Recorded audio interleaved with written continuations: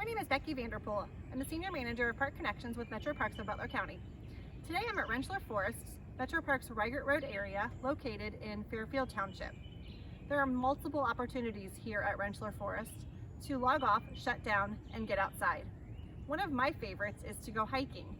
Here at Rentschler Forest there are multiple natural trails, wooded, lots of shade, some sunshine. There's also the Great Miami River Trail that is paved. That trail starts here at Rentschler Forest, goes down through downtown Hamilton and all the way to Fairfield. It's a great place to run, bike, or walk. I have a special guest with me today here at Rentschler Forest Metro Parks Reichert Road area. Mike Minium with Orienteering of Cincinnati is going to talk to us a little bit about some of the opportunities you might have for orienteering here at Metro Parks. Thanks so much, Mike, for being with me today. What can you tell us about orienteering? What is orienteering? So orienteering is sort of like a treasure hunt. You get a very detailed map, and you're using that map to find a series of checkpoints that we call controls that are spread throughout the park, and it's suitable for all ages, all different levels of abilities. So it's something that you can do with young kids to get outside, kind of have the excitement like a treasure hunt or an Easter egg hunt, where you're using that map and trying to locate that series of checkpoints. Wonderful. How can we find out about opportunities for orienteering? So you can go to either the Metro Parks website or Orienteering Cincinnati website, which is ocin.org. And on that site, we have a list of maps of different parks that are currently available for you to print your own map, take your own map, and have your own adventure in the parks, finding the checkpoints, doing orienteering on your own. Great.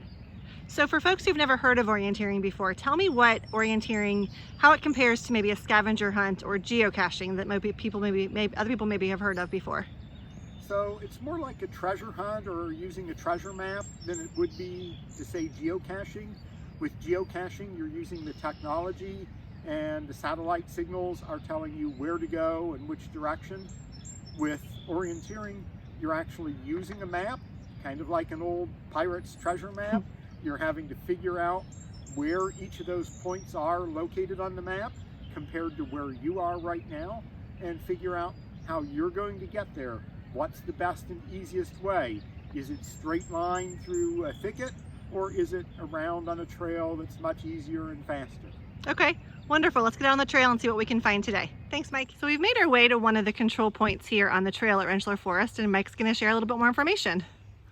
So this is post number 2 at Rentschler, and you don't have to go in order, but what we're going to do from here is try and find post number 3. So we have a very detailed map, and right now our number 2 is about here on the map, and what I want to try and do is orient that map around to match the direction that I'm facing. So there's a trail that goes off this way, another trail that goes off to the side. We're at an intersection of trails, and we're off to one side of that intersection. Behind us is behind the camera is the canal and an open field. And so, since I'm facing toward that canal and open field, I'm going to put that in front of me on the map, so that I'm looking toward the canal and the field, and then I can say, oh, number 3 is off to my left, and if I follow this trail, and when I come to a trail intersection, I turn left, I should see number 3 on up to the left on that next trail. Wonderful. Let's go find it. So as I'm coming along the trail, I'm approaching this bridge, and I've noticed on my map that there are 2 little creeks crossing the trail, and that they have bridges mapped. This is the first one. When we reach the second one, we should see a trail intersection going off to the left just beyond that second bridge. Let's go find it. Here is our second creek crossing underneath. And you can see on this one, it's not really a bridge, so it's not quite so obvious, but there's definitely a creek passing underneath. And as we get ahead, we see the trail turning to the left. and they've actually got the piece of trail going straight blocked off.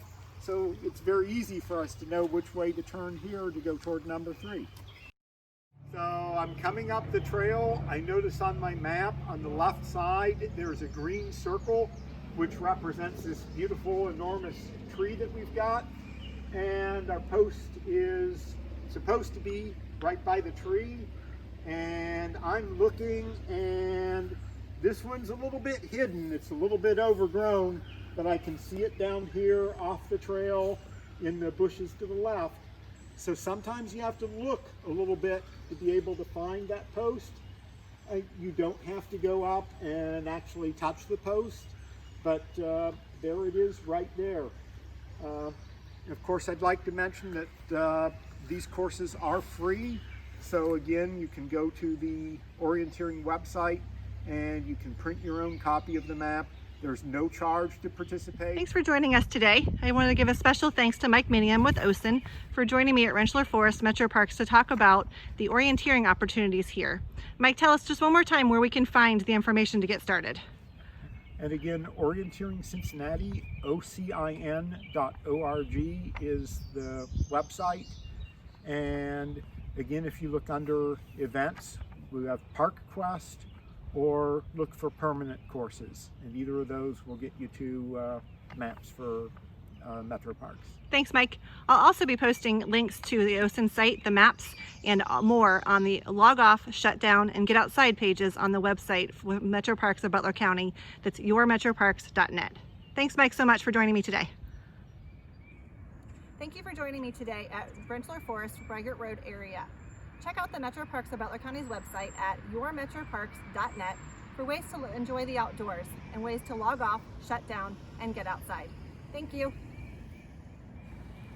Do you really get warts from touching an American toad?